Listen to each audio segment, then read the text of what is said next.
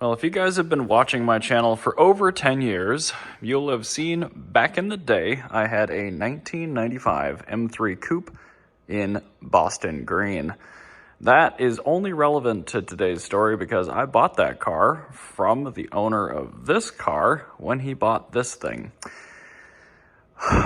Oh boy, has time been kind to this thing. So this car, it's a 98 M3 convertible, 5-speed. It has enough Dinan stuff on it to garner it a Dinan badge, but it has spent 8 of the last 13 years outside, and there are some issues. So he still very much likes this car, and although it is absolutely filthy and disgusting looking, it actually has some pretty good bones. The front right wheel is completely locked up. That's why the winch is out. I had to winch this thing basically off of the tow truck yesterday, and that, as far as I know, is still seized, even though I shot it with PP Blaster like 4 times, which never do to a brake, by the way, unless you're planning to replace it immediately, which I am. But my plan right now is to get that unfrozen. I was going to say thawed, but that's not accurate. And I want to get this car back outside because the second thing I'm noticing before I really do anything else is the clutch disc is, I'm guessing, rusted to the flywheel. Right now, I fire up the car, and it does actually run pretty well with the MAF disconnected because you can tell why. Intake boot's completely hosed. But I digress. You can clutch in. Clutch feels great, so I think the diaphragm and the release bearing are actually A-OK. However, you encounter some resistance with the synchros, and you feel it kind of nudging, but nothing. So the clutch is completely frozen on this thing. You hear about that a lot with like farm implements and bulldozers and things like that when they sit 20, 30 years, but not as much on E36 M3s. So job one is going to be freeing up that right front brake.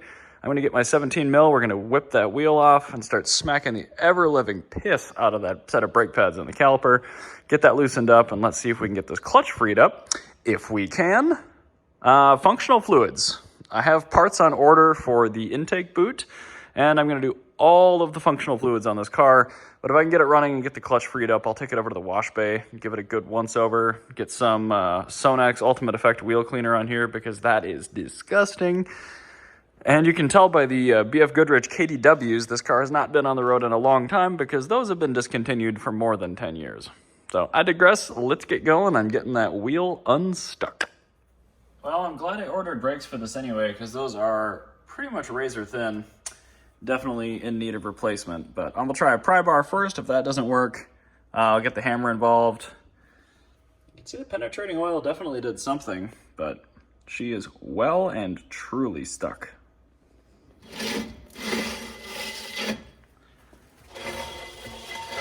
Well, that's good enough for what we need to try. I think everything else is free. So let's see what we can get done here. I just realized this thing has mismatched tires on it too. Anyway, the battery I think has survived. I have one of these really cheap Harbor Freight dumb trickle chargers on it. And when you're bringing a battery back from the dead, as long as it's an SLA, AGMs you're fried, just get a new one. As long as it's an SLA, if you bring it back with one of these, 9 times out of 10, I've had really, really good luck. So I am going to use the booster cables to get it fired up because although the interior lights and the chime are all working, it's only been about 12 hours and that thing puts out a whopping 500 milliamps. So I'm going to jump it with a battery. I don't have a ton of faith in that connection.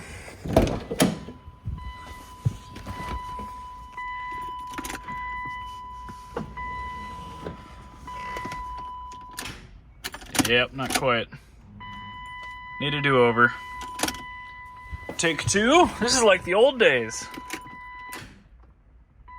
No!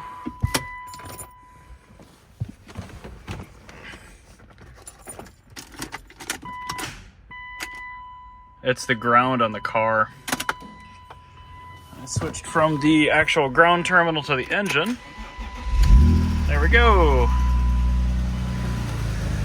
This engine has been run a total of like 10 seconds in the last 8 years. Doesn't even have any empty lifters. Say what you will about the S52, good engine. Well, I was able to push it. This is why I couldn't video it. I was able to push it fast enough going forward to get the synchros to take up the slack and get it into first. Then I clutched in while it was still engaged and just gave it a blip of the throttle and it broke right free. So we'll see, but we may be out of the woods on the clutch at least. Gonna do a couple laps just to make sure it doesn't overheat. Suspension actually still feels okay. Make sure the cooling system's okay. Check engine lights definitely from the fact I have the mass airflow sensor disconnected, so that's not to worry. ABS probably separate, but maybe not. We're a little low on coolant. It started getting a little bit warm, so we'll check that first. Put it back on the charger while we wait.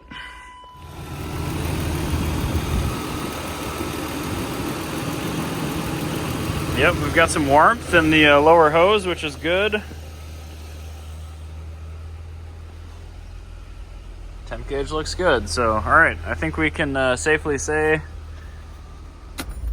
engine is good, cooling system is okay, and I'm gonna move on to functional fluids now. I will go clean it up, but I still had to hook the battery up to it to start it, so it's not quite ready. Leave the charger on it while we're doing all this work and hope for the best. Yeah, I'm guessing the diff is setting the scene for everything. That doesn't look great. I've seen way worse, but it looks pretty cooked. So wouldn't surprise me if that is original. Diff is done. You get the fill plug out of the trans because you always open the fill first. However, I had to use the double wrench with the big boy and I was pulling almost as hard as I could.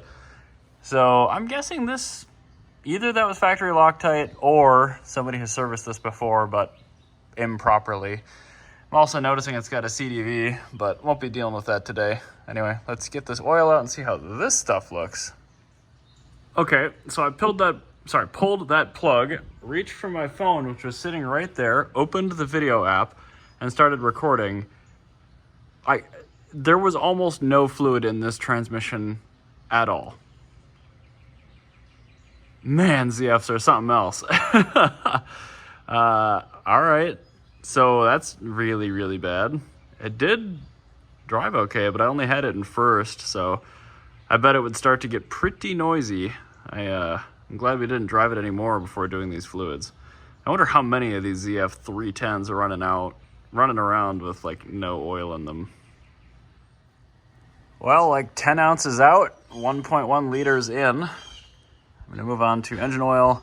Then I'll hook up the brake power bleeder to the reservoir. Fill that bad boy up with new fresh DOT4. I'll bleed out the clutch, all 4 brake slave cylinders, which, calipers in this case. And then I'll go ahead and drain out the engine oil as well. We will be doing an engine oil change. I'm tempted to do an analysis on this, but I'm almost out of sample containers, so I probably won't. Well, oil doesn't look great. Can't see color through it, but oh well. I guess it's good we're doing it. Forgot about the power steering fluid too. It's quite icky. Very, very brown. Normally you replace the reservoir when you're doing this too because the filter is actually in the bottom of that, but just doing fluid on this one today. And the block drain, which in BMW's infinite wisdom, put right behind an oxygen sensor, but whatever, at least it holds the plug. Well, bone dry block, radiator. There's no engine oil in it at all. There's no power steering fluid in it at all. I was noticing though, the right front is dragging again, so that may actually need a caliper, but let's go top up some fluids, get it running again, and yeah. That might be it for today, but not it for the car. Still have a lot of parts to show up.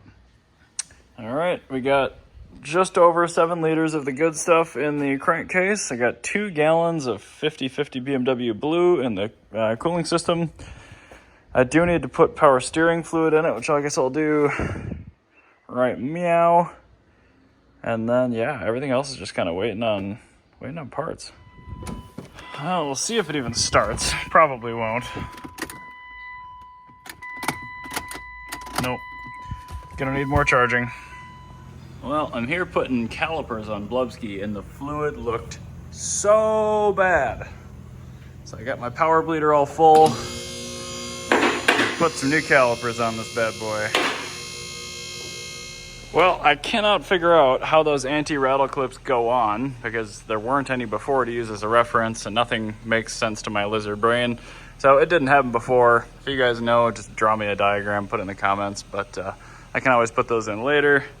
I'm gonna box these calipers up because they actually have a fairly significant core charge, believe it or not. But yeah, new rear's in. Don't hate me, I'm not doing the rotors at least yet, but this thing doesn't get driven, so I'm really not too worried about it. Put the wheels back on, bleed out the front brakes since the bleeder is still on it, and then we'll see if this thing is fit to make the journey back to my home. Well, this is probably foolish, but I'm gonna try to make it all the way back to my house with the manual.